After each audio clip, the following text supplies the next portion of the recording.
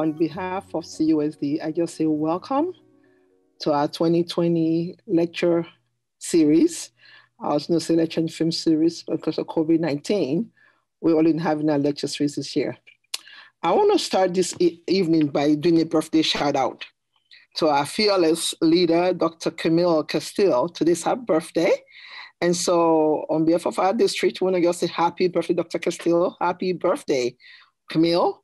We wish you many, many more years of health and prosperity as you lead our school district. Happy birthday, Dr. Castile. Folks, welcome.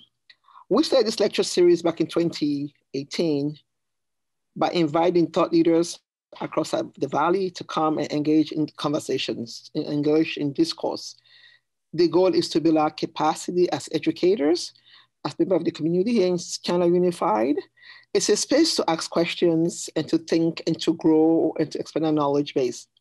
It is a space to become and to open ourselves to new ideas, new learning, and new concepts around the idea of equity and inclusion. How do we educate all children? How do we ensure that we're meeting the needs of all kids in our community? What does that look like? What does that feel like? This space was created a few years ago. This is year 3, engaging in the language of equity and inclusion and inviting thought leaders across the state, across the country to really come into CUSD and help us, the adults, help us examine self, examine who we are. So this is our first series for the year, for the 2020 lecture calendar. It's my pleasure this afternoon to really be in this space with you all. But we know that the work is called with teachers. Our teachers are the ones that are leading the work on the ground. So what I do as a leader, I'm Dr. Adama Salu. I'm the Director of Equity and Inclusion in the Chandler Unified School District, but I am not equity. In CUSD, we are all equity. All of us are doing equity work. So it's my pleasure tonight really to introduce the MC of the evening, my friend, a colleague, a phenomenal man and teacher, Mr. John Pothrow from Perry High School. So John is really our MC for this evening. I am going to exit. You won't see me again, but you'll be hearing from John as he really take us through this evening. I ask you all to use the chat this evening. I ask you all to be present this evening. And finally, I will be remiss if I don't acknowledge our CA President, Katie Nash, who really was critical to have us use this medium with NEA. So Katie Nash, thank you for who you are. Thank you for your partnership with Coin, who is also here with us from AEA, to give us this platform of the webinar platform with the NEA. So I want to say thank you to have this platform. Thank you very much for your support in doing this work. So Mr. Pothrow, I give you the floor. Okay, well, Dr. Salu, thank you very much for your kind words. As you were speaking, I started looking around the empty room I'm in to see who you were talking about. That's so kind of you with your wonderful words, and thank you for your leadership with equity and inclusion in Chandler Unified. I'd like to take a moment to introduce someone. She is humble, for one.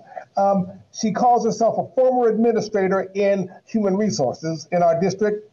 Currently, she plays a part-time role providing leadership in the equity and inclusion efforts of Chandler Unified. I pass the mic over to Mrs. Sandy Cooper. I don't know that I have much more to add to the introduction from Dr. Salu, except to say that in Chandler, we are dedicating and committing ourselves to being more culturally responsive. We know that in order to reach our students, and our students come from all kinds of backgrounds and all different situations, in order to reach them, we have to be able to get into their shoes. We have to know them better. We have to be able to understand them. And this is one of the many ways that we are expanding our knowledge and understanding of our students. And I applaud you for taking your evening. I know you're busy, but taking an evening to expand your knowledge. And thank you, Dr. Boveda, for being here to help us just bridge this gap that we have culturally with our students in our classroom, because I know that it is paying off dividends. So thank you for being here tonight and joining me in expanding that cultural knowledge that we need in order to reach our students. Thank you, Sandy. Next, we'd like to hear from Jen Hewitt from CEF. Jen? Thank you very much. Hi, my name is Jen Hewitt, and I am the Executive Director of the Chandler Education Foundation, and our main focus is we are the nonprofit arm of the Chandler School District. So we financially support the fundraising efforts of the district, this incredible district that we are all a part of. And with that said, we have actually financially contributed to this lecture series since its inception in 2018. And so I am really, really excited for this year. And Dr. Salou is incredible, and her path is a path that I always will want to follow. So with that said, I just want to thank you all for participating. We have an incredible group here and an incredible speaker tonight. So thank you all very much, and thank you for allowing CEF to be a part of this, just a small part. And like I said, I certainly appreciate everything, and thank you for attending, and certainly look forward to the rest of the year. Thank you. Thank you. Thank you very much, Jen. I now need to introduce our guest speaker. Professor Boveda started her career as a special education teacher in Miami-Dade County Public Schools. She engages in various professional activities that allow her to examine the research, practice, and policies involved with educating students with diverse needs. She is the immediate past president of the Division for Diverse and Exceptional Learners of the Council for Exceptional Children, the CEC, and the chair of the Diversity Caucus for Teacher Education Division of the CEC. Professor Boveda's research and scholarship have been featured in dozens of academic publications, research conferences, podcasts, educational blogs, and in local and national media. Currently, she serves as Assistant Professor of Special Education and Cultural and Linguistic Diversity at the Mary Lou Fulton College at Arizona State University. Ladies and gentlemen, please welcome our guest scholar this evening, Dr. Mildred Boveda.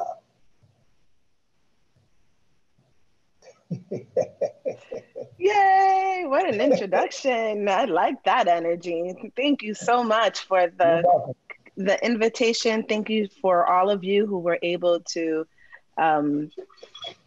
attend tonight on a Monday night. That's so impressive.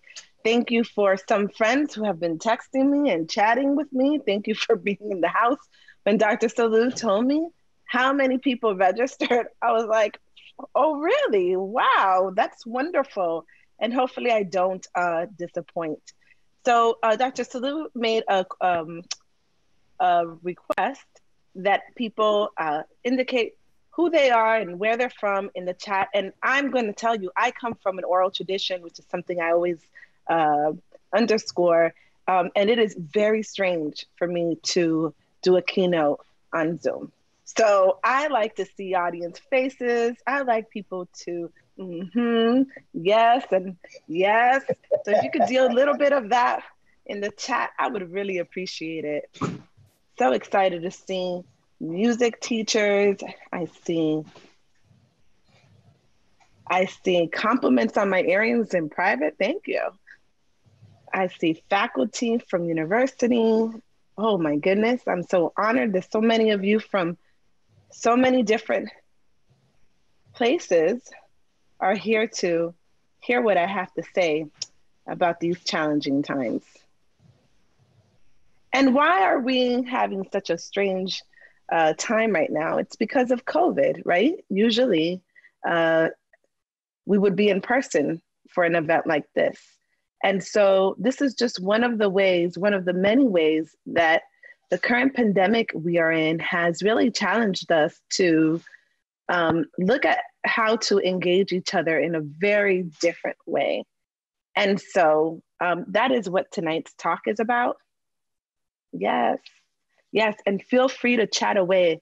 Now, chat away in the chat, but if you have a question that you would like for Mr. Prothero to ask later on, in about 30 minutes or so, 35 minutes or so, maybe 40 minutes, then make sure to put your question for me or for this this discussion for each other, put it in the Q&A.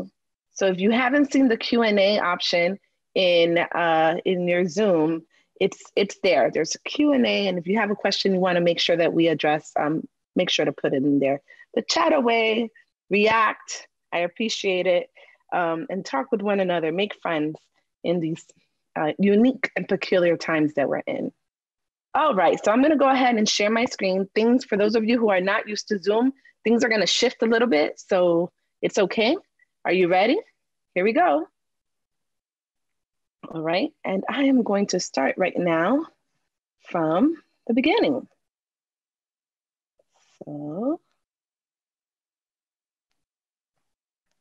So I'm going to give you an agenda because I like to know where I'm going, a little map for today's discussion. And like I mentioned, I come from the oral tradition. So if any of you have heard me speak before, you know that I like to start off with story time. So we're going to start off with a little bit of a story so you can know who I am, who's speaking to you, and where I'm coming from. And then we're going to have a discussion of sociocultural markers of identity, because in order to understand how COVID has disproportionately affected some members of our community, I think it's important to start with an understanding of sociocultural identities. And when we talk about sociocultural identities for pedagogical reasons, we have a lot of educators in the house, we're going to break them apart, but then we're going to talk about bringing them together again with intersectionality. Some systemic challenges, we're going to discuss what they are.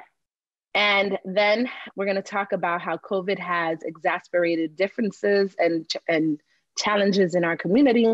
And I'm going to offer some suggestions as to what we can do to make things a little bit better for one another, especially for our students. So story time with Dr. Boveda. Can you guys see me? Yes, you can see me? Great. That's my mother, by the way. And it's so funny because I've always had long hair. I've never had hair this short in my life. And I just got a haircut.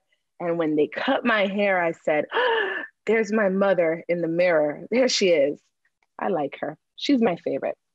So that's my mother. Her name is Antelia Cambero. She's currently 82 years old. And I have not seen her in a very long time. Because of COVID, I have not seen her. And also because she's in another country. She's in Dominican Republic. But this is a picture that she took when she first came to the United States, around the age that I am now.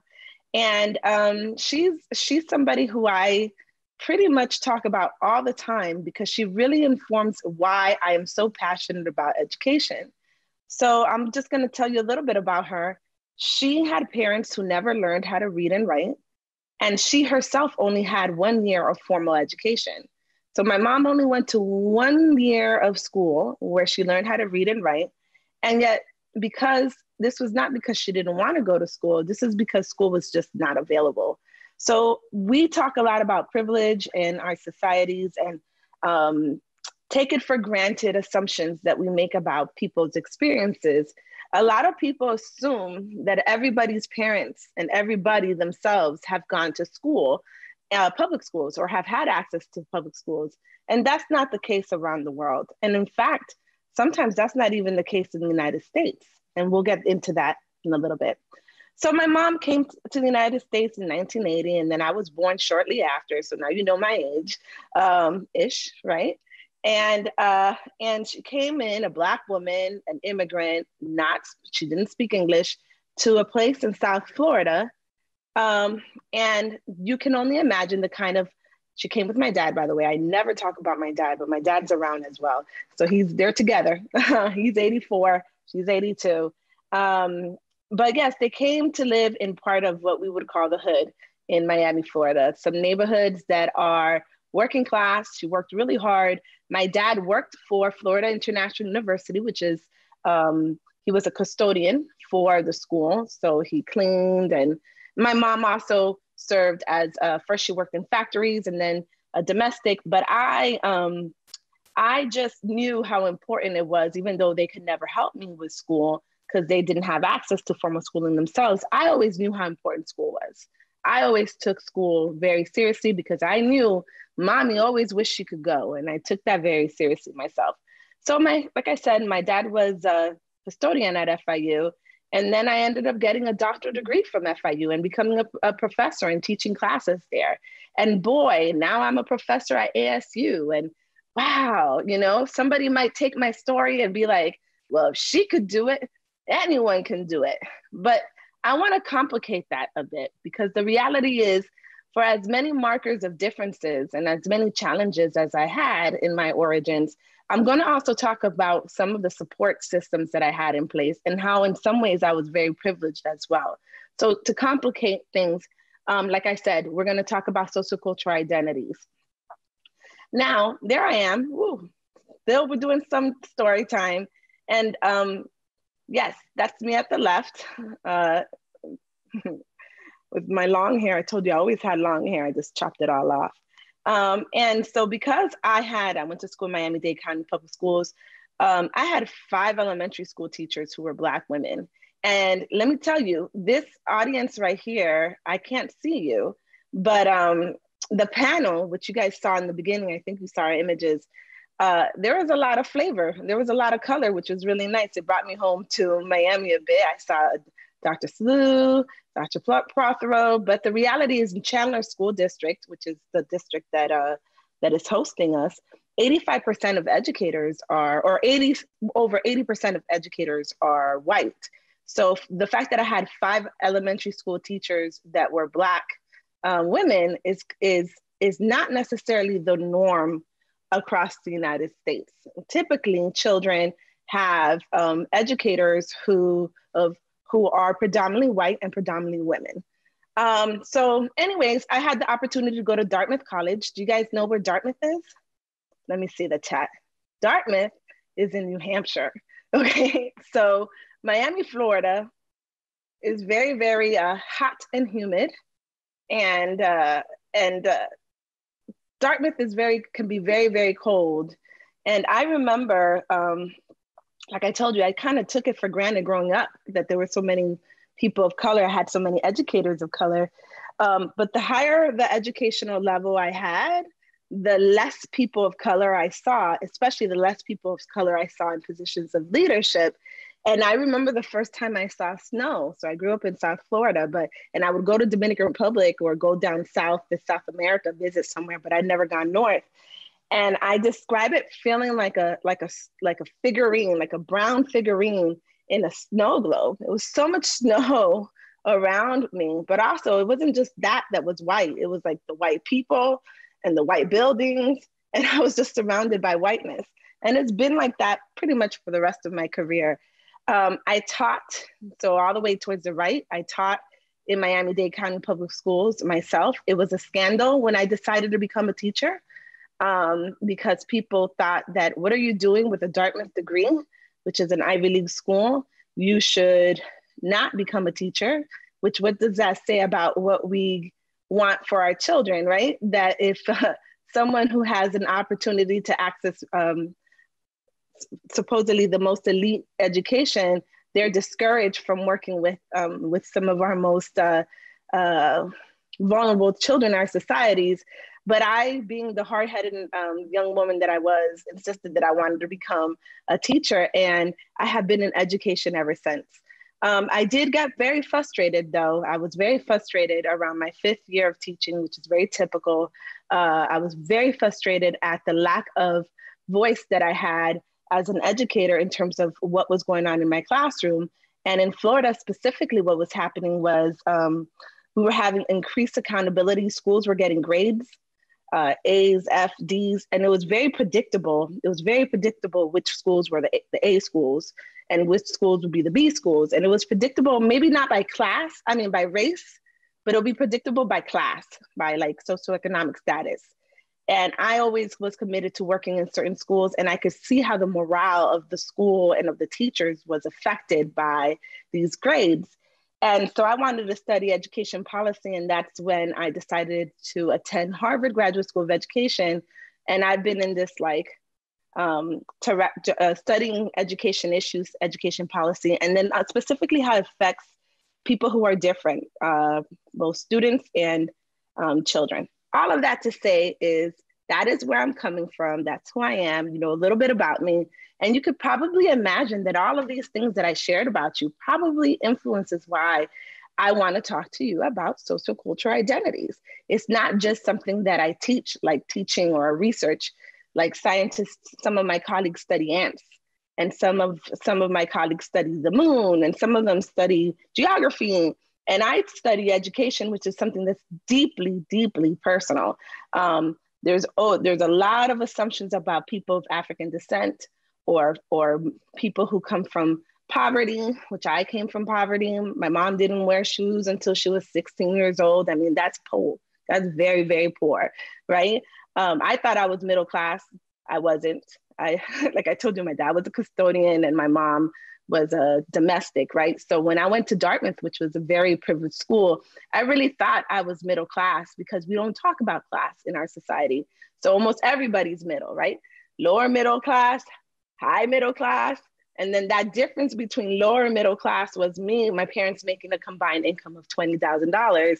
And then some of my peers who were calling themselves upper middle class, and their parents were making more than 6 figures a year, right? And so we're all calling ourselves middle class. But so I these things that I study and I research and I teach about are very personal, and that's okay. That's okay. That enriches, I think, the conversation, hopefully, and you understanding where I'm coming from would probably understand where I'm going, or maybe not. Let's see. Okay. I'm going to stop sharing and I'm just going to look at the all right, people are still saying hello. Okay, great. I'm going to start sharing again. Okay, so let's keep going. So what are some examples of sociocultural markers, right? Some sociocultural markers or categories in our society. And I use the phrase sociocultural because they don't come from nowhere. They actually are framed and constructed by society, by people in society. So if you're somebody who's like studies ancient texts, which is like pretty much people who are religious in our country, we all study or we engage with books that are hundreds and thousands of years old. Some of the categories that we take for granted and we talk about very loosely nowadays didn't even exist in those texts, right? It just shows that these categories such as race and ethnicity that we talk about so freely now, and it seems like so natural, it comes from somewhere. It has a history and it has they come from a culture. And so the categories here in the United States are not universal, by the way. These are some examples of some US-based sociocultural markers of identities and categories. And in schools, they play a huge part. So when we talk about Title I schools, we're talking about kids who are taking free and reduced lunch, right? And those sociocultural categories are typically associated with socioeconomic status or with class. It's a proxy for it, it's an approximation for it. Or when we have students who are in special education, the sociocultural categories we're talking about is disabilities, right? So if you are an educator or if you're a parent and your child has a disability, that's a marker of a marker we have in society. And so we also have educational level, age, all of these different ones on the left are just how in our society we categorize and we think about people. And in our society, there are some markers that are considered either privileged or a better term for it, I would say normative markers, more than privilege, either dominant or normative. So you take it for granted that that's the norm, that everything is kind of centered around that marker, right? So I usually try to explain I work with pre-service teachers and mostly women. And when I'm trying to explain how gender is the sociocultural category, but men is a marker of dominance or a normative marker, sometimes like the norm. The way I share the example is like, think about how many presidents we've had in this country. We've had 45 different presidents. And how many of them have been, name one of these markers, right? Think about it. How many of them have been women? None, right? None have been women, or at least not that none of them. They're all been men. So then that would be, even though in our society, these markers have little to do, whether it's a marker of a normative marker or a marker of dominance, has little to do with numbers. So you don't hear me using the phrase minorities a lot, because it's not necessarily about numbers. It's more about who's considered as being the norm, or what's typical when we have those markers of privilege or markers of dominance. And then anything that's not that is a marker of diversity. Anything that is, for example, in terms of race and ethnicity, if you're not white or of European descent, you're diverse, right? You're part of the diversity. If you are in STEM fields, for example, that's another example, and you are a woman, that's a marker of diversity. If you, in our society, we say that we don't have a religion, but if you are not Christian, or have some kind of understanding of Judeo-Christian values, that makes you a little bit different, right? That's not considered necessarily, it's taken for granted that you have an understanding of Judeo-Christian values in this country. So, but something that we tend to do in this society is we tell each other like, oh, well, my friend, she's Black, or he's deaf, or, my daughter is dating a Chinese man, but I don't look at him as if he's different. But let me tell you, he is different. And so is she. And so am I, right? It's different. So I want you to just be very careful when we're talking about difference and these markers of difference, right? Even though, yes, people are vulnerable in a society when they're not considered the dominant or normal or the privileged marker, there's nothing inherently inferior in being different. When I shared the story about my mother, I had no sense of shame at all. The fact that, or about myself, where I come from, I have no sense of shame whatsoever, because really, none of those things that I shared about, those sociocultural markers that I shared about me, make me inferior or superior to anyone. Whether I went to Harvard or I went to the school in the hood in Miami, I'm still Mildred Boveda, Dr. Mildred Boveda, and all of those things matter. And so even though pedagogically, I just broke down all of these categories for you, the reality that these categories don't exist separate from another. They always are intersecting, okay? They're always coming together. So what is intersectionality, right? And we're gonna get into COVID, all right, we're gonna get into it, but, if somebody can please just tell me real quick in the chat. Oh, no, never mind. Nobody needs to tell me anything. I got the time. I looked at my time. We're good. So intersectionality, so what is that? Well, when we're talking about sociocultural markers of identity, there's also, that's part of intersectionality. So that's part of it. And this idea that we all have multiple markers of identity. So we kind of covered that a little bit, right? I identified some of my markers of identity, many of them markers of difference, but some of them are also markers of normative markers or markers of dominance. So for example, when I tell you that I grew up with my mom and dad, and both of them were my biological parents, right? Which is what we take as the norm. And we assume a lot of times that that's, we act as if when we talk about your mom and dad with our students, I had that, but I had many peers and family members who didn't have that, right? And so that right there was something that I never thought too much about until I became an educator myself, or now as a mother myself, and I'm in a marriage now. My kids are in this setup that this society takes as normal, right? But some of my colleagues will get divorced and they won't change their last names because they don't want their kids to have a different last name as them. They don't want the stigma that is associated with that. So that's stigma. So even though ideally I want you guys to internalize that difference does not mean inferior, in our society, kids, before they even enter school, they start picking up that actually difference is seen as something to be either ashamed of or hide.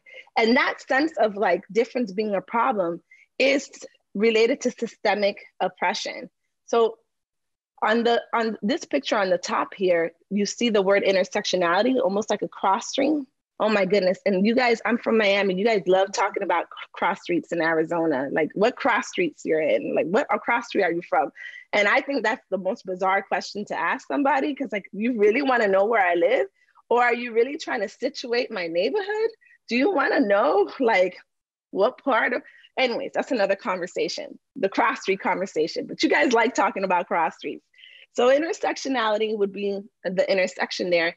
The top one is helpful because you see racism is associated with the history and laws that were in place in the past, right? But there are also still, there's remnants of those laws and are still existing today. They intersect with systems of sexism. We talked about how many presidents we've had in the past. There were laws in place that limited women from even running, you know, that are no longer in place. A woman can technically run for presidency, and that's like one office. But there's been a historical legacy of that not being the case that still shapes the way we view women's role in society. Heterosexism, these are just some example. Colonialism, you know, who are the people who were conquered, and who were the people who were subjugated, and where are they today? I mean, if you look historically, the reason why European ways of doing things and whiteness, right, the construction of whiteness, which is a pretty historically recent construction, is seen as a dominant or normal, has a lot to do with like colonial history and histories of war and who's considered a subjugated people, you know, and so on and so on. So these categories are really helpful to talk about, but it's also important to understand that this idea of what's normal and dominant and what's different comes from a history, comes from systemic issues like the ones on the top, and that these issues aren't compartmentalized. So all of those things that I mentioned about me earlier, my educational level, my family's educational level, my family's language, and all of those things all shape who I am all the time. Like I can't be Black today and then Latina tomorrow and then a woman the day after that. All of those identities intersect and are working together, but also I contend with the systems that either consider that a marker of normative marker or a marker of diversity or inferior sometimes, when it's really, really unhealthy systemic oppression involved with those markers. They all intersect and they all happen at the same time. So again, pedagogically, the top picture is helpful for you to kind of think about intersectionality, but the bottom one with the thread, you see those threads, they're all entangled. That's really how intersectionality works, okay? It's not like, oh, racism hits sexism at one point, like in an intersection. No, it's that it's so entangled with one another that sometimes you don't even know whether what you're experiencing is related to people's attitude. In my case, for example, is it attitude towards people of a certain class? Is it attitude towards people of a certain race? Is it attitude towards people who are from a certain neighborhood? Like, it's all entangled, and sometimes it's difficult to disentangle. All right, so there's a disproportionate issues that happen to folks who are marked different because of these intersecting issues. All right, and so I'm gonna pause right now and I'm gonna ask you a question. Do you think that since COVID, your intersectional consciousness has been elevated? Now that you know what intersectionality is, your understanding of racism, sexism, and all of that, since COVID, since we all had to deal with this, right, the whole world, do you think that your consciousness, your ability to recognize these issues, right, has been elevated to some extent? Let's see. Oh, you guys are so responsive. You're such good students. Okay, some people have said very much so, absolutely, yes, very aware. And would anybody be willing to share what has elevated your consciousness? What do you think about COVID has kind of lifted your awareness of these sociocultural identities and these systemic issues? If anybody can share in the chat, and I would read them out loud. So be careful if it's something you just want to share with me privately. But so Megan says, Privileges are highlighted with others are losing jobs or having to work in higher risk environments. So one way is people's place of employment, right? Some people are at a risk because they have these jobs where they can't take a day off because they're not on salary, or, you know, and you see that they have to go to work. So that's one way. So we talked about, somebody else is talking about poor communities, and she uses the phrase minority. Mima, thank you. So I'm thinking maybe she's referring to racial, ethnic, minoritized people in our society, how they're getting the outcomes. People are talking about it. I mean, like, the evidence is clear. The outcomes for them are that they are getting sicker, you know, and they're dying at a disproportionate rate. Latinos and Black people, absolutely. Okay, you guys are doing so great. All right, how about educationally? Somebody mentioned access to internet. You know, some of our students, we're doing virtual schools throughout the state, throughout the country. Some of us have access to internet. Some of our community members do, and some of us don't. If you did not think before that these things mattered, right? Please pay attention to the chat. I mean, unfortunately, COVID has made it easier for me to talk about disproportionality and intersectionality because it's such an extreme example that we're seeing that there are some significant difference when someone's marked as diverse or different. There's different outcomes in this society for folks at the markers of difference, okay? Number two, I want you to reflect how these sociocultural identities mattered before COVID. Just think. And if they matter before COVID, so we're talking about things that are happening to all members of society in these comments. But if these sociocultural identities, the things that I listed earlier about me as a little girl when I was in Miami, if it mattered then, I told you I had 5 teachers who were Black women. Do you think that mattered in my trajectory? It absolutely did. Research shows that Black children who have at least one Black teacher are far more likely to go to college. Did I go to college? Not only did I go to college, I went to the most elite colleges in the world, right? In one generation, we went from no education at all, nothing, to me being a professor, right? And yes, that may have to do with the fact that, you know, the American dream and all of that. But what if I was born in Kansas? Or really, I want you to really think about this. What if I was born in Arizona? What if my parents had moved to Arizona instead of Florida, South Florida? Okay. What if that little girl that I showed you earlier grew up here in the state of Florida? The state of Arizona. Would have I had that many teachers? Would my white teachers, because I had white teachers who were very much committed to cultural awareness and who were affirming, would I have had teachers who would have been understanding of my mother not being able to come to all of these meetings because she was working, or my father? Would I? And I hope the answer is yes. But you guys know better than I do, okay? You guys know better than I do. And also, you know, we're gonna get that a little bit. Just in a little bit. Just give me a little bit more time. Let's keep going. How do they matter? How do the educational outcomes for people? How do they matter in health outcomes and financial outcomes? Well, we talked about it a little bit in the chat already.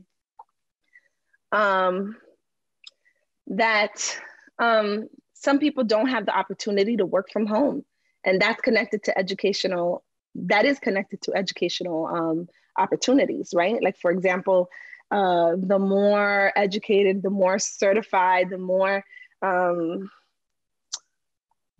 access to education you have, the least likely, probably, unless you are a doctor, you know, you're gonna have to force yourself to be exposed to the virus. I mean, things like that, they intersect, and it's like an ever continual cycle. All right, let's keep going. All right. So COVID has exacerbated some sociocultural markers as age. We are losing our elders. We are losing our elders. I told you my mom is 82 years old. I have not seen her because she is most precious to me. We are losing our elders in ways that is just really hard.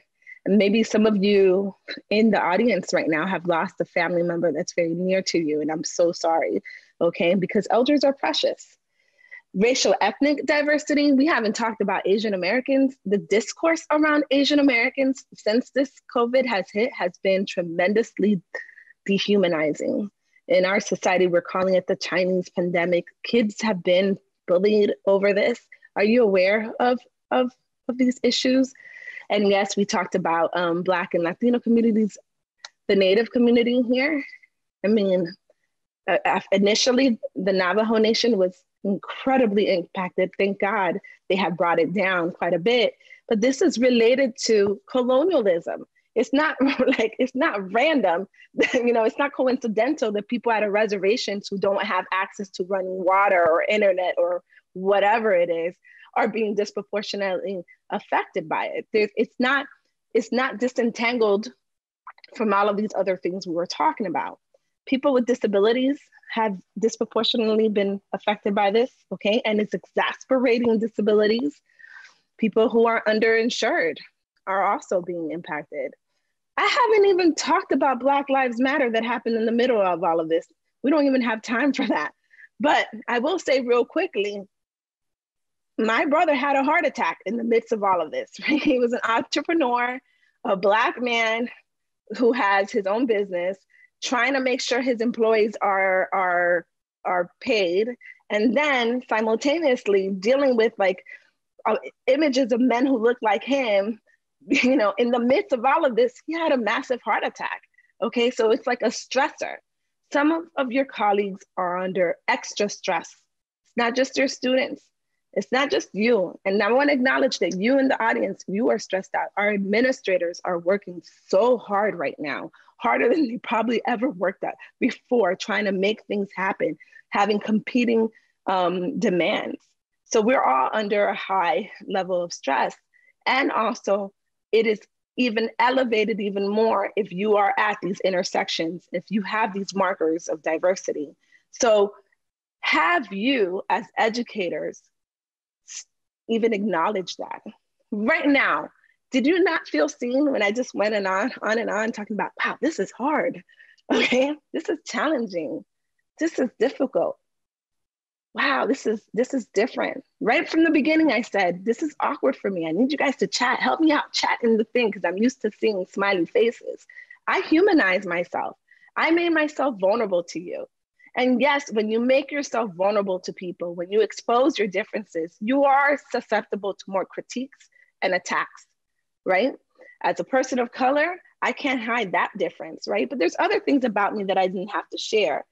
And I made myself vulnerable, and hopefully you felt a little bit more connected to me once I started sharing where I'm coming from.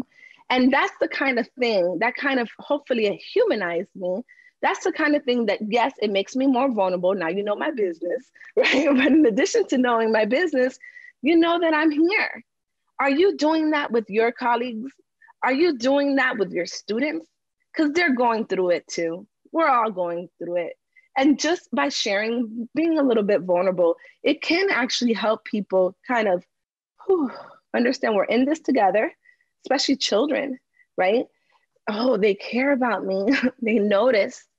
In a society where difference is seen as inferior, you know, it may feel a little awkward for you to talk about these things, a little bit taboo, but we got to get over it. We got to get over it because those disproportionate outcomes are also entangled with educational systems. The reason why so many people are disproportionately being affected by this, the education system, the work that we do is part of the disproportionate outcomes with COVID.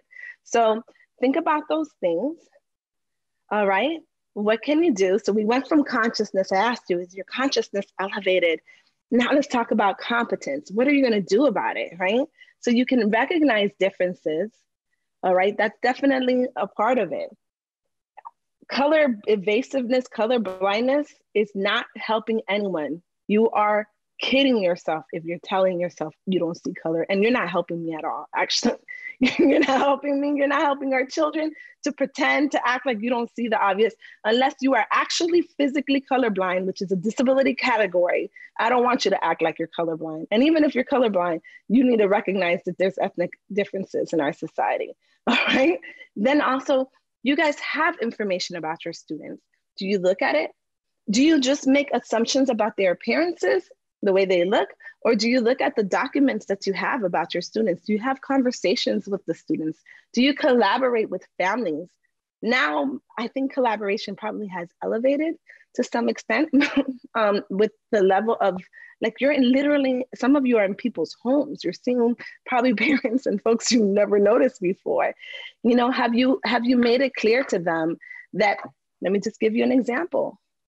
My teachers, I had a lot of Black teachers, I told you, and they came from this old tradition of, like, they will show up to your house.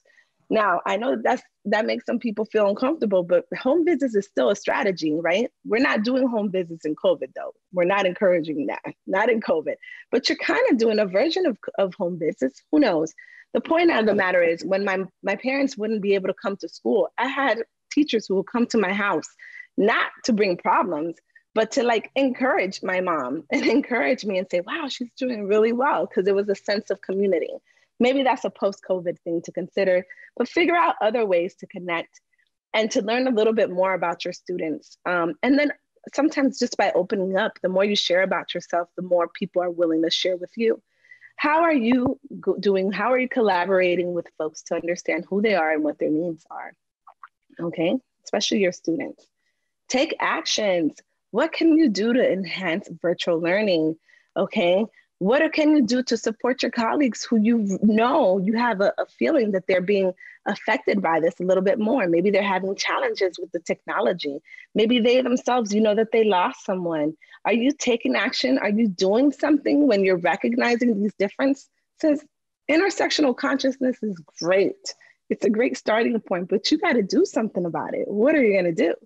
Okay, collaboration is helpful. Like I said, talking to families, colleagues.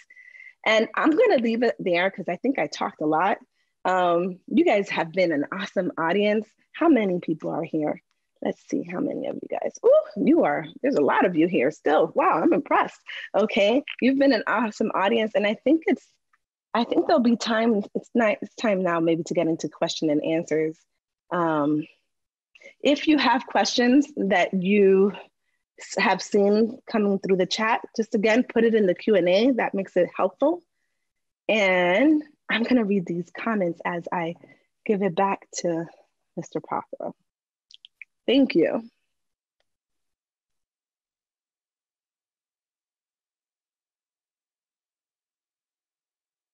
I hope that everyone has been as enriched as I have. Thank you very much for sharing. Thank you. You took me back to my first teaching stint. I taught in South Central Los Angeles.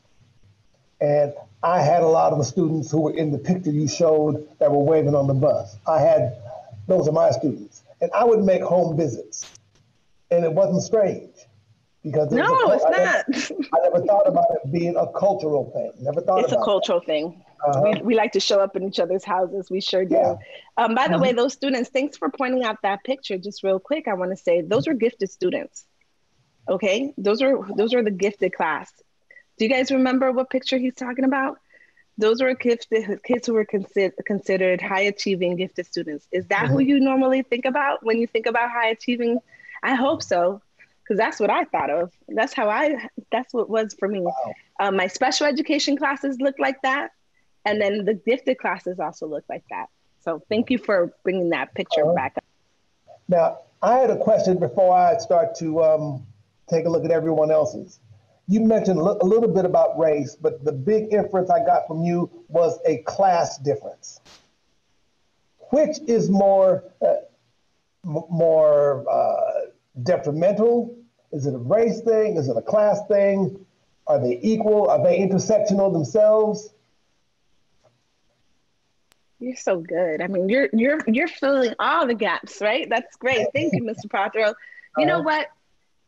So here's the danger with intersectionality, right? And then it's gotten to the point where now people people are using intersectionality to not talk about race is what's happening. They'll say the word intersectionality. The word intersectionality doesn't say race in it. And they'll talk about 2 markers, 3 markers of identity. And those markers will be every identity except for race, right? So it'll be like, we'll talk about class, sexuality, and gender. We'll talk about educational level and disability. And maybe let's talk a little bit about, I don't know, socioeconomic status. Well, here's the thing. The more of a history there is othering a group, right? And there are more history, laws, okay, policies, so not illegal, and sometimes it's informal, right? Maybe it's not even written, it's just like an unsaid. The longer there is a history and laws and codified ways that a group has been othered, the more attention you need to pay attention to that particular marker of diversity. Okay, in the United States, that's race. Without a doubt, that's race. It has a colonial history.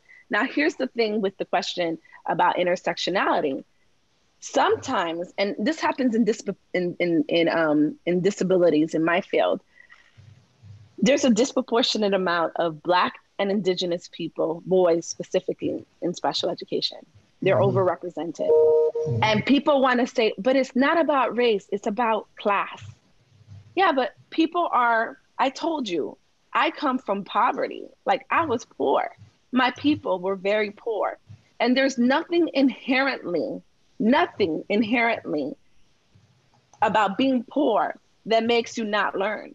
I was poor. My mom was poor. And there's nothing within the condition of being poor, not having access to resources within itself. And I know this might feel weird for you guys, that makes someone incapable of learning, or have challenges with learning or behavior.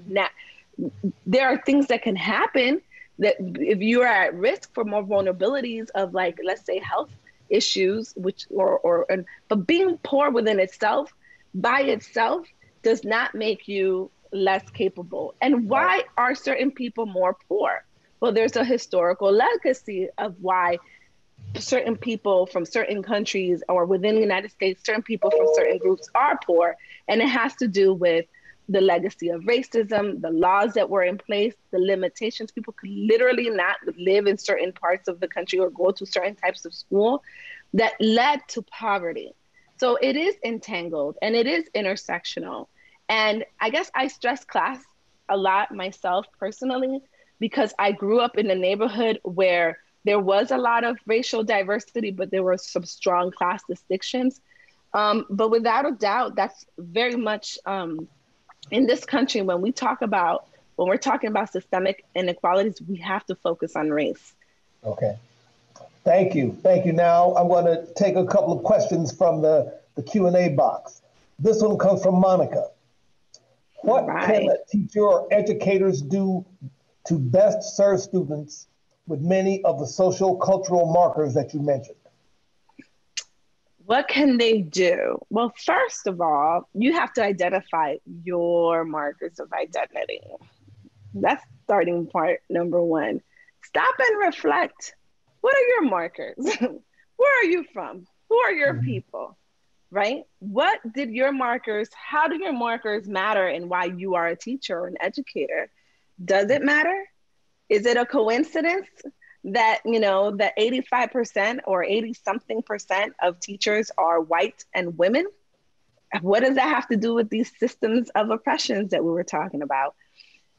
I would strongly encourage all of you, before you get to doing, to really stop and think and reflect on who you are. Do you know who you are? Are you comfortable with who you are? I remember when I was in Boston, in Cambridge, people who went to Harvard would never say it. They would say, I go to a small school in the Boston area, right? Like or outside of Boston too. I went to Harvard, okay? I went to Harvard. That's where I got my education. I have a doctoral degree. I have no shame in that. Like, it is what it is. I feel sometimes people feel very uncomfortable acknowledging some of the privileges they have. Like I said, I had 2 parents and both of my parents are still married. Be comfortable discussing both your markers of difference, thinking about it. markers of difference and also your markers of privilege, deal with it, right? Address it. Then after that, I would also ask you, so number one, recognize differences. Number two, do you know who to collaborate in your school to understand a student who comes from a different experience than you? All right. Do you know who to talk to? Do you know where you can get information about your students? And do you know who to talk to help you understand? Let's say if the child is Russian, or the child has a disability that you're not aware of, or it's from a community you're not aware of, you're not familiar with. Would you be willing to drive through the community? The reason why my Black teachers weren't scared of coming to my house and meeting my parents was because they were interconnected. Same thing with you, Mr. Prothero. I showed up to my students' house because I was from that community. Would you be willing to do that? Find the reasons why, right? Mm-hmm. Who do you need to collaborate? Who within the community? Who can be a cultural broker for you to get to understand those differences? So collaboration is a collaborative spirit is a very important aspect. And then like even on a more simple basic, like look at your curriculum. To what extent do you position people who are not of the dominant markers, whether it's men, class, women, or men, class, women, sexuality, family structures? How much do you show these non-dominant or non-normative way of being in your classroom? I mean, do I look into your classroom and see scientists and authors from all different walks of life, or am I seeing mostly people with markers, dominant markers, right? That's a low-hanging fruit. That's a really easy fix. Just look at what you're teaching and to what extent are you showing people who are representative of other markers of diversity. So those are some starting points. Now, this next question, you answered a little bit of it already. This comes from Candace. Candace asks, Candace. How do people who are quote unquote diverse break into the realm of the dominant group in terms of positions, college entrance, job opportunities, and how do we break down these systemic barriers? Okay, so none of the things that I accomplished would have been legally possible if I was born in the 1960s, right? Like people are really excited, I'm not gonna name who, to make America what it used to be. But that used to be, like, legally, it was impossible for me to accomplish the things that I was able to accomplish if I was if I was born in the same area, in Miami, Florida, it's like, oh, it's so diverse and there's so much diversity and there's so many people in power who are people of color. That wasn't the case 20 years before I was born. It was not, okay? So there are some like laws that are in place, or if there are laws that are in place, we need to take actions for those laws. But then there's like the informal things, right? And educators have a huge role in that. Educators have a huge role in affirming students who have a sense of shame, who have learned a sense of shame. We can affirm students to feel a little less stigma. If you're constantly worried about stigma and managing stigma, which a lot of our students who are marked different are worried about, if that's something that you're constantly thinking about, then it's kind of hard to focus on what you need to be focusing on, which is school. If you're worried more about like whether people are going to make fun of you and your family and, and you're self-conscious about everything, which I wasn't. I wasn't self-conscious. That gets in the way of learning. I see Candace has her hand up. I don't know if you can speak. So maybe, hi, Candace. I see your hands up. What's up? Maybe you can chat it up. Candace, you want to send your response in? No? Candace? It's okay, Candace. She's just saying hi. All right, okay. Candace. Hey. All right. Well, I've got a question from Susan. All right. Susan asks, how can we move this forward, acknowledge and celebrate differences, and address disproportionality without doing more damage? Because even having the discussion makes some people very, very, very mad. I feel like, Susan says, we take one step forward and angry people push us 2 steps back. Well, who are the people who are angry now? And what can they do to you? Now, if it's a person of color who feels uncomfortable, and that's what I've learned here, this has been a really hard thing for me, especially coming from the Latino community. I'm a Black woman, but I'm also Latina. I come from an immigrant background. And there's a lot of stigma management that happens here in South Florida. I mean, in South Florida, in the Southwest, with folks who are who have been here for several generations, but are still treated as if they are foreigners. That was a little strange for me. So sometimes talking about difference makes people, and I'm going to name it, people who are second, third, fourth generation Mexican Americans, or maybe even indigenous, uncomfortable, because there has been such a sense of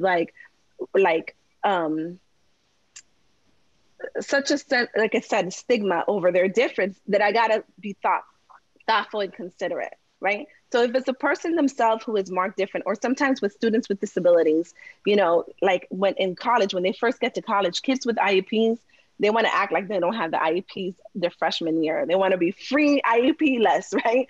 And all of the services that are provided to them, all of those services, they don't even want to get it because they're tired of being, you know, asking for help, until they realize, okay, no, I actually need the help. And so you got to kind of tread lightly when it comes to that. But if the pushback is coming from people in dominant groups, and you're in that dominant group, okay, yourself, what are you afraid of? What's the fear? What's going to happen? Is it, because I can understand the stigma and management for children with disabilities, people who are historically minoritized, and maybe them not necessarily feeling comfortable talking about this. But what does it cost you to talk about it and continue to push back those who push harder? And maybe it's comfort, maybe it's stress, maybe it's easier, you know, but marginalized folks are counting on you to have these conversations. So let me tell you, I cannot avoid it. I cannot avoid the pushback, the ways that I'm different, the ways that that race matters to me, right?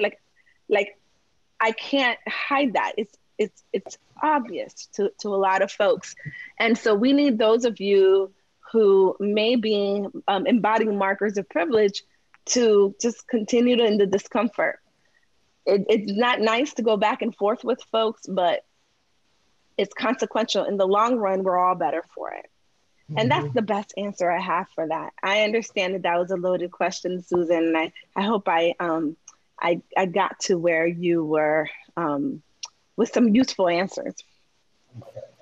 Robert typed in 2 questions. I'm going to share one of them. He asked, hey, Robert. How do we make sure our ability to teach is not censored and curriculum does not become even more biased? You know, I'm really concerned about these questions. And I hope the administrators in this room, I mean, this is just, the subtext of these questions is that some of you who are choosing to center equity are being harassed. And that is a problem. Okay, so that's just my reaction to, wow, like, you know, so it seems to me that there are people in this room, educators, who are trying to affirm differences, and they're being questioned and challenged for that. Continue to. Something that I did earlier is I cited research, and solid research. So know how to engage in research. You guys are professionals, you're educators, know the research, know the policy just as well as you know your practice. So for example, I told you, yeah, it's not only that I love Black teachers, but there are demonstrable outcomes for children who have diverse representation in their teaching. So push for more educators of color to be your colleagues. And also, there's also research to support the outcomes for students who have culturally affirming curriculum. I mean, the research is there. So maybe the politics, I can't help you navigate that well. You know, it seems like there's a political subtext there, but I can definitely help you with the research and connecting these curricular choices to student outcomes and examples may be a way, an approach to handle the passionate naysayers and those who want to, you know, keep things the way that makes them dominant markers dominant, and then the markers of difference marginalized, and oppressed, really. So the research might be a useful thing for you to lean on in that example. But again, I am really disturbed by the several of these questions that I'm being asked. I'm not from this community. It's concerning to me that there's people who want to do right by children who are different. And so I want to acknowledge that. Well, thank you, because that just really demonstrates the sensitive, outstanding, scholarly person you are to feel that subtext in the questions. Julieta, thank you. Julieta wants to share. How do we encourage colleagues to step out of their comfort zone to discuss current events that correlate with curriculum? You gotta walk the talk. So, did I start off this conversation saying there's a lot of things I can critique about certain folks in our society, certain educators, right? But I didn't start off with that. I started off with myself, and when I tell you earlier, the first question I was asked was, I started off, the first thing you need to do is know yourself. So I would self-identify ways that you can do better, ways that you are evading some issues yourself. Like, if you feel like you have arrived and you know everything about everything and you're going to go around telling everyone else how they need to do this better, that's not an effective strategy. I think an effective strategy is for you to start with yourself. Really think about some ways that you consciously or subconsciously affirm some of these disparities or believe in some of these. Like, I know colleagues who really think that they're exceptional and they're superior to others if they had a similar story as mine, right? But I stop myself from believing the hype. Trust and believe. If you go to Harvard and you go to Dartmouth and you're a professor, people try to make you out to be, especially a Black woman, the exceptional, special one. And I try to stop myself from believing that I'm some great human being, and really reflect on, okay, what are the things that got me to this place? Who were the people that helped me understand these things were valuable? What are ways that I can do better, right? What are some ways that I can enhance myself, starting from that point, and then being open about it, and then inviting those into the conversation with me. So I think that maybe that's a helpful strategy. If you see colleagues are really scared to talk about these topics, maybe you could model to them how you got to the point that you felt comfortable talking about those topics. I got comfortable with it because I started thinking about the ways that I can do this and this better, or I considered the ways that I was very, very fortunate and other folks may not have had the same opportunities as I have. And as an educator, it's my responsibility to expand opportunities to all. Wow. I think that might be a helpful strategy. Instead of being like, you're wrong, you need to do better. Nobody wants to hear that. They don't. All right, let me change it up a little bit, because Megan wanted to know, what are your top 3 book recommendations concerning equity work in education? So funny. All right, I'm gonna laugh at that because, and not at your question, that's a wonderful question. I am a scholar and I read all day, every day. So I am excited that you asked that question. And I said earlier, as educators, we should not just focus on the practice that we do, even though that is the most important thing, like what we do the day-to-day. It's very important that we stop and reflect. It's very important that we engage in the research, that we look at the policy. So reading books are wonderful. I have a friend who I hope is still on the line. If you are, can you please plug your book that just came out? Because she does not self-promote. So her book, if you're there, Tori, please put your book in the chat so folks can find it, so people can check it out. She actually went to Harvard as well. She's a colleague of mine. She's from Arizona, and her scholarship focuses on relationships and how they matter. So I'm gonna plug her book. Another book that I have just done a recent book talk about is a friend of mine who, she has there she is. I know, that's why I laughed, because she doesn't feel comfortable self-promoting, but there's my friend Victoria Thiessen Homer. She's a local Arizonan. She keeps trying to convince me not to go anywhere. I said, you got to do something, because, but check out her book. I'm here with you guys. Check out her book. Another book is Melinda Anderson, Because Teaching Matters. You can follow me on Twitter, and I have a book talk there that I recently, like, you can ping me, hey, Dr. Boveda, what was that book you were telling me about? And I'll share with you. If you Google my name, I do book reviews all the time. There's a book called Troublemakers by Carla Shalaby. I love that book so much too. It is scholarly, but it's also very human. And it centers children who are seen as troublemakers. Oh, you don't see it? Okay. Can you put, Tori, can you put it to not all panelists? Can you put it to all panelists and attendees? Yes. And then I did a book talk, Adama just showed up. I did a book talk So You Want to Talk About Race? I believe that's the title of the book. I did a book talk. I read books and I do book reviews. And if you want to know like what I think are good books that are not just, pandering to white folks, I'm going to tell you what books not to get. I'm going to tell you what books not to get right now. There are a lot of books that are like, white people, do you want to be an anti-racist, right? And it's almost like charm school for racism. Watch out for those books. Watch out for those books. Books that center people of color, books that center educators, okay, and practitioners like yourself, books that center children, teachers of colors, like I said, those are the books that I'm going to kind of promote. Books that don't assume every reader is white, right? Mm-hmm. Like that acknowledges that all of us need to do this work, right? And we're not just gonna center whiteness.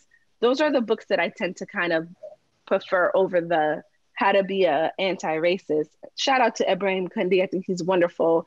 But like that, sometimes that becomes, there's limits to that approach. So books that decenter whiteness are the books that I like. Okay, now I have another question. I've talked to some people in charge of hiring in our district. Mm-hmm. Hiring. Yes, let's talk about it. Where can we, as Chandler Unified, maybe go to start to recruit more persons of color, or what can we do aside from financially to attract more possible candidates? Financially it's a good one. I wish I didn't have my book right next to me. In the book talk that I did with my friend, Melinda Anderson, Because Teaching Matters, she asked the question, which is, what are you recruiting your faculty of color into? I know that there have been faculty at this particular district, and it's not unique to Chandler, it's in all of the country, right? Where there'll be like one or two faculty of color, and then they would hear like racist comments from students and staff, and nobody says anything about it or does anything about it. So we got to think about what you're recruiting faculty into. When you worked in LA and when I worked in Miami-Dade County Public Schools, some of the schools that I chose to work in were, the working conditions were tough. Right. They were tough. What are we recruiting teachers of color into? How?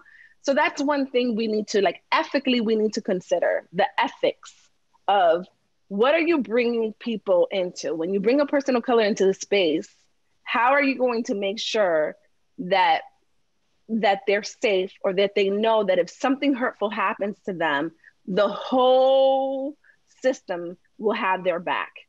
Okay, so I think that's a starting point, because if not ethically, you're bringing them into a situation that makes them just as vulnerable and just as compromised as a student who is, or families who are in those positions. Okay, so that's one thing to consider. Another thing to consider is, do you understand what it's like to be the only one? I mean, right. Can you do cluster hires where you hire groups of people where they can support one another within a school? within a school. So it's not like the one lone wolf or the one lone person who's the representative. So do your best. I do this when recruiting students. I do this when we're hiring folks at the university level. But this is, I mean, this is applicable anywhere in HR, anywhere. More than just one person at an institution. Like having cluster hires might be a very helpful way to sustain folks so they don't feel like they're the only one. And then also, like, there's a huge issue with teacher licensure, but I don't know if that's so much of an issue in Arizona because it's such a, the licensure requirements here aren't as stringent as other places. So I would leave that for another state. But those two things would be a starting point to consider. Like, how do we affirm to the educators of color, the people who are, and it's not just educators of color, let's say a teacher who has a disability or some other kind of thing, that if they experience some kind of disrespect because of their difference, that the whole institution will support them. That attracts folks. And then word of mouth. Like, if you treat your colleagues of color well within your institution, they're gonna let their colleagues know, hey, come work with me. But if you don't, they're gonna let them know you don't wanna come here. Mm-hmm. Now, Mina typed in a question also. Mina has a related question to what we just asked. What are some important factors for retaining employees of color? So why did I leave? Well, I didn't leave education, so I'm still in here. But what was the point? So here was my setup. My setup was I was not in the school. My principal was a Black woman when I taught. My colleagues were all people of color. I think we had one or two white faculty. So race wasn't the issue within that school, right? And within that school, but it was even in a situation like that, where race wasn't an issue in terms of like the demographic of the educators, the state policies and the state curriculum and the state pressure was still, even in an ideal situation where we had all of these folks of color, in charge and doing things, it was still like impacting what I was doing in the classroom. Like, it was impacting how students were being framed throughout the state where I was. In that case, it was Florida. That really bothered me, the labeling of students as like the whole school being the broken school. That really, the word that I used earlier during the presentation, my morale was affected by it, and also the narrowing of the curriculum. People think, by emphasizing just reading and math, you're doing something. My teachers, before all of these surveillance, right, the strong surveillance, the teachers that I had would teach Maya Angelou, Langston Hughes, culturally affirming curriculum with nobody from like putting this pressure on them to teach to a test. And then when I was a teacher, like, I had people from the district constantly surveilling me, that affected my morale. So even in this situation, even let's say you get all the HR issues addressed, right? And I don't think that that's unique to teachers of color, but I think that it's heightened for teachers of color who tend to work in schools that have more students of color. We have to make sure that, yes, there's diversity is affirmed, so that part was checked, but also that there's a respect for their pedagogical contributions, that they're not seen as people that need to be surveilled all the time, that there's a respect for the level of professionalism that they bring to the teaching profession. And I think that would boost morale.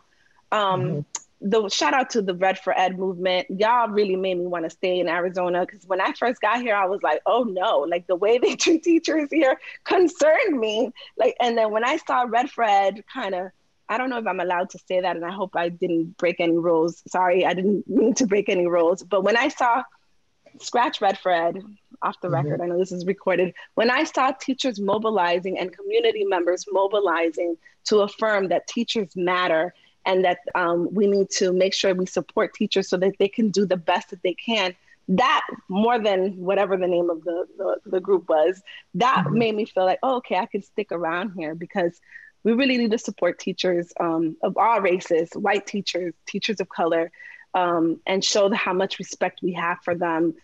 This is soul work that you do. Sorry if I got somebody in hot water. That wasn't my intention. Like, my intention is to affirm students and to affirm the community members and to affirm teachers. Good, and that segues very nicely into this question. Would celebrating differences help ease or alleviate the shame that some students feel? Yeah, I had no shame. I'm going to tell you, the first time I will remember it until I will remember for the rest of my life. The first time that I really saw myself represented in a reading assignment, and it was in 5th grade, and we had to recite a poem. Can you imagine? I'm not that old, right? Like, I'm 30 something years old, right? I'm 30 something. But like, we don't ask kids to recite poems anymore anyways. But I remember that I was asked to recite a poem, and it was Langston Hughes' Mother to Son. And it was in English, right? And my mom doesn't speak English, but I remember like reciting that poem and seeing my mom's experience reflected in that poem and my experiences. And I remember loving that poem and loving, like, wow, like I exist, I exist. And Adama Dr. Salud does a good job talking about mirrors and windows. This is from the multicultural literature, but it really does something to you to know that it's okay to talk about being poor, that there's nothing broken with you, that it's a fact that some people in our society don't have access to things. And we don't want to romanticize hardships either. We don't want to do that. It's not a matter of romanticizing it. There's nothing romantic about being oppressed, but to acknowledge that these differences occur, and that despite these differences, the educators are all committed to give you as many opportunities so that you can be the best learner that you can be, that no matter where you come from, your learning matters, right? Your education matters. Boy, that felt great. It really does. It really does make a difference, especially if you do it with thoughtfully. Now, if you do celebration of differences where all you're doing is like reinforcing stereotypes and not being thoughtful, that doesn't help anyone. It actually can be marginalizing to certain students. Like, you're only going to talk about, certain poems during a certain week of the year. That isn't it. It has to be consistent throughout. Oh, you mean like in my kindergarten years, which is way, way back in the late 60s, and my kindergarten teacher read to our class Little Black Sambo. That ain't it. Right. Of the only black. We're not doing that. Right. No. Okay. Oh, and you know what? No, you don't want to do that. And there's actually resources that you can look up. And if you want some, I can share with Dr. Salou of how to incorporate, diverse experiences in there without necessarily being stereotypical. So there's ways to do that. There's actually guidelines like Teaching for Change, Rethinking Schools. Those are 2 resources you can use where, like, because you don't want to do it sloppily, right? But you don't want to not do it. So it does take some finesse, and that's where the collaboration and intersectional consciousness might be helpful. Ask some of your students, hey, did you like this book? How did it make you feel? Ask the teachers, ask your colleagues, hey, do you, like you guys asked me earlier, what do you think about these books? That might help. Okay. Now, the last kind of heavy question I have for you is, since you said you had several African-American teachers growing up. I did. I love them. And I don't know how many you had when you were at Dartmouth or Harvard. So None. my question Actually, I had more there than I did at FIU. Believe it or not, there was more teachers, more faculty of color at the Ivy League schools than at the state universities. Where are those teachers of diversity more impactful? At that college level or the elementary level? Let me tell you something. It's impactful at every level. It matters at every level. However, those early years really matter. Those early years, because the level of confidence, listen, when I walked into Dartmouth or when I walk into any space, when I walk here, I don't even see you guys, right? I walk with a sense of self-assuredness and a confidence that was built into me from my mother, you know, my community, my teachers, really young, at a really young age. So even when I would go into spaces where I'm the only one, I don't cower and I don't feel like there's something broken or wrong with me, because from a very early age, it was communicated to me that I'm valuable, that I'm wonderful, that I'm intelligent, that I matter. So even when other people roll their eyes when I'm speaking or are being dismissive of me, that was built into me from a very, very young age. And so that I think if I had to choose when it matters a little bit more, it would be those younger ages, but it always matters. It always matters. And in high school, so to your point, as I got older and I got into these AP and honors and all of these classes, I would have white teachers who affirmed me all the time. And so you don't have to be a person of color to do this work. Some of my favorite teachers were white men. You know, my chemistry teacher and my history teacher, they were white men. And so it was not like matching, you know what I mean? But I think that those early years, you have to affirm children. But all years matter. All right, and here's my final question. Okay, one last question. Okay. Are we having fun in the chat? Yes. Did I do anything wrong, y'all? I'm still like sweating over something I said that I didn't know was going to be okay. You're good. Okay, I'm okay. All right, I don't want to offend anyone. I want to be here to be helpful. The question came up, how do we contact you? Oh, I'm super approachable, but you also have to be ethical about contacting folks. So how can you contact me? You can contact me through Dr. Salou, who does a great job coordinating these types of events. You can contact me directly. I'll put my email. Just be patient with me though. You can contact me on Twitter. I kind of like Twitter because it's micro blogging. So my Twitter @Twitter. I just got back on Facebook because I got really hot and bothered when RBG passed away, but Facebook stresses me out, y'all. I'm sorry. That's not the best way, but those are good places to contact me. Well, look, Dr. Boveda, we at Chandler Unified certainly appreciate what you shared with us this evening. Thank you. Continued well wishes to you. Please stay in contact with us through Dr. Salou if necessary. And if anyone I will. This has been outstanding. And those who are still listening, the next lecture takes place on October 19th. So be sure to join us then. Dr. Boveda, I'm clapping my hands in applause for you. Thank you, everyone. Thank you so much for this outstanding event this evening. Thank you, thank you, thank you. Thank you. I appreciate you. You are more than welcome. Oh my, oh my. All right. Thank you, colleagues. Thank you so much for joining us this evening. Thank you so much. The first one of the year. This turned out to be pretty good, I think. And I thank you. And Dr. Salou, thank you for your leadership with this. I know you hear me just trying to stay in the background. But thank you, Dr. Salou. This wouldn't have happened tonight or these last couple of years in Chandler Unified without you and your leadership. You are valuable to us. Thank you, ma'am. Thank you. Good night, everyone.